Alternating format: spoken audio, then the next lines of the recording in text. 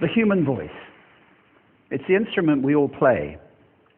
It's the most powerful sound in the world, probably. It's the only one that can start a war or say, I love you. And yet many people have the experience that when they speak, people don't listen to them. Why is that? How can we speak powerfully to make change in the world? What I'd like to suggest, there are a number of habits that we need to move away from. I've assembled for your pleasure here 7 deadly sins of speaking. I'm not pretending this is an exhaustive list, but these 7, I think, are pretty large. Habits that we can all fall into. First, gossip. Speaking ill of somebody who's not present. Not a nice habit, and we know perfectly well the person gossiping 5 minutes later will be gossiping about us. Second, judging. We know people who are like this in conversation, and it's very hard to listen to somebody if you know that you're being judged and found wanting at the same time. Third, negativity. You can fall into this. My mother, in the last years of her life, became very, very negative, and it's hard to listen. I remember one day I said to her, it's October the 1st today, and she said, I know, isn't it dreadful? It's hard to listen when somebody's that negative. And another form of negativity, complaining. Well, this is the national art of the UK. It's our national sport. We complain about the weather, about sport, about politics, about everything. But actually complaining is viral misery. It's not spreading sunshine and lightness in the world. Excuses. We've all met this guy. Maybe we've all been this guy. Some people have a blame thrower. They just pass it on to everybody else and don't take responsibility for their actions. And again, hard to listen to somebody who's being like that. Penultimate, the 6th of the 7, embroidery, exaggeration. It demeans our language, actually, sometimes. For example, if I see something that really is awesome, what do I call it? And then, of course, this exaggeration becomes lying, out and out lying, and we don't want to listen to people we know are lying to us. And finally, dogmatism. The confusion of facts with opinions. When those two things get conflated, you're listening into the wind. You know, somebody is bombarding you with their opinions as if they were true. It's difficult to listen to that. So here they are, 7 deadly sins of speaking. These are things I think we need to avoid. But is there a positive way to think about this? Yes, there is. I'd like to suggest that there are 4 really powerful cornerstones, foundations, that we can stand on if we want our speech to be powerful and to make change in the world. Fortunately, these things spell a word. The word is hail, and it has a great definition as well. I'm not talking about the stuff that falls from the sky and hits you on the head. I'm talking about this definition, to greet or acclaim enthusiastically, which is, I think, how our words will be received if we stand on these 4 things. So what do they stand for? See if you can guess. The H, honesty, of course. Being true in what you say, being straight and clear. The A is authenticity, just being yourself. A friend of mine described it as standing in your own truth, which I think is a lovely way to put it. The I is integrity, being your word, actually doing what you say, and being somebody people can trust. And the L is love. I don't mean romantic love, but I do mean wishing people well. For 2 reasons. First of all, I think absolute honesty may not be what we want. I mean, my goodness, you look ugly this morning. Perhaps that's not necessary. Tempered with love, of course, honesty is a great thing. But also, if you're really wishing somebody well, it's very hard to judge them at the same time. I'm not even sure you can do those 2 things simultaneously. So, hail. Also, now that's what you say, and it's like the old song, it is what you say, it's also the way that you say it. You have an amazing toolbox. This instrument is incredible, and yet this is a toolbox that very few people have ever opened.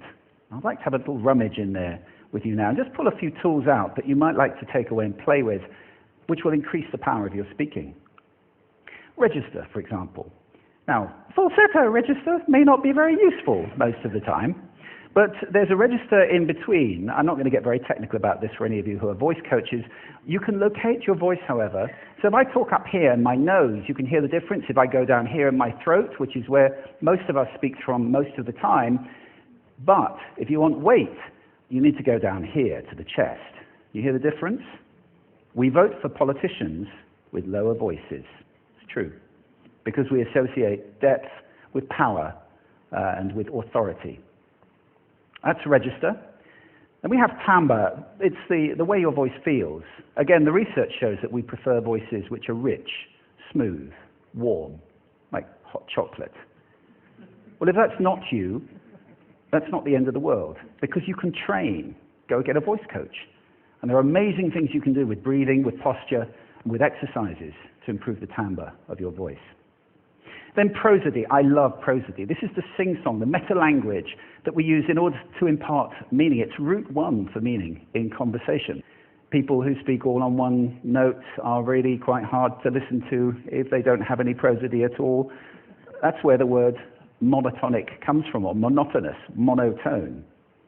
Also, we have repetitive prosody now coming in, where every sentence ends as if it were a question, when it's actually not a question, it's a statement. And if you repeat that one over and over, it's actually restricting your ability to communicate through prosody, which I think is a shame. So let's try and break that habit. Pace. I can get very, very excited by saying something really, really quickly, or I can slow right down to emphasize. And at the end of that, of course, is our old friend, silence. There's nothing wrong with a bit of silence in a talk, is there? We don't have to fill it with ums and ahs. It can be very powerful. Of course, pitch often goes along with pace to indicate arousal, but you can do it just with pitch. Where did you leave my keys? Where did you leave my keys? It's a slightly different meaning in those two deliveries. And finally, volume. I can get really excited by using volume, sorry about that if I startled anybody, or I can have you really pay attention by getting very quiet. Some people broadcast the whole time. Try not to do that. That's called sodcasting. Imposing your sound on people around you carelessly and inconsiderately. Not nice. Of course, where this all comes into play most of all is when you've got something really important to do. It might be standing on a stage like this and giving a talk to people. It might be proposing marriage, asking for a raise, a wedding speech, whatever it is. If it's really important, you owe it to yourself to look at this toolbox and the engine that it's going to work on. And no engine works well without being warmed up. Warm up your voice. Actually, let me show you how to do that. Would you all like to stand up for a moment?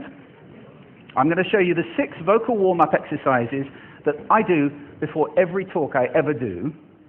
Anytime you're going to talk to anybody important, do these. First, arms up, deep breath in, and sigh out, like that. One more time. Very good. Now we're going to warm up our lips, and we're going to go bop, bop, bop, bop, bop, bop, bop, bop. Very good. And now, just like when you were a kid. Now your lips should be coming alive. We're going to do the tongue next with exaggerated la, la, la, la, la, la, la, la, la. Beautiful. You're getting really good at this. And then roll an R. That's like champagne for the tongue. Finally, and if I can only do one, the pros call this the siren. It's really good. It starts with we and goes to or. The we is high, the or is low. So you go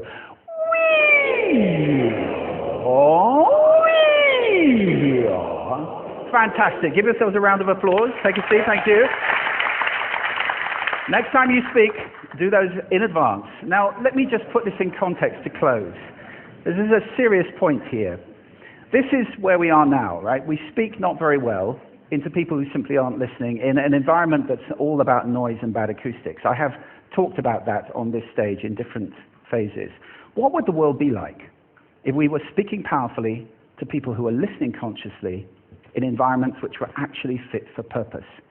Or to make that a bit larger, what would the world be like if we were creating sound consciously and consuming sound consciously and designing all our environments consciously for sound?